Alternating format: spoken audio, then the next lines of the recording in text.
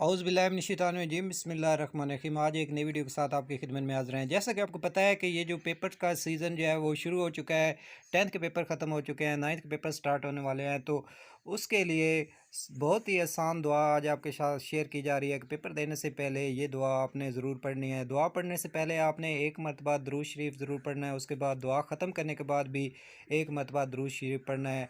और जब पहले दो आप दुरूद शरीफ पढ़ लेना है तो उसके बाद ये आसान सी दुआ आपने 11 मरतबा पढ़नी है। पेपर शुरू करने से पहले 11 मरतबा बिल्कुल आसान सी दुआ पढ़ेंगे। दुआ कौन सी है? सबसे पहले दुरूद शरीफ ज़रूर पढ़ना है। दुआ है जी रब्बे ज़िदनी इल्मा।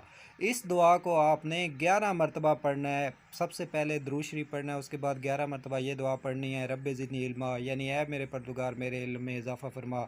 उसके बाद आखिर में भी दुरूद शरीफ पढ़ना है। उसके बाद पेपर स्टार्ट कर देना है। तो इंशाल्लाह बहुत अच्छा पेपर होगा। और अगर आप इस चैनल पर नए, आपने चैनल को सब्सक्राइब नहीं किया, चैनल को सब्सक्राइब कर लें, बेल आइकन को फिर प्रेस करें ताकि जो भी नई वीडियो आप तक पहुँच सके। बहुत शुक्रिया।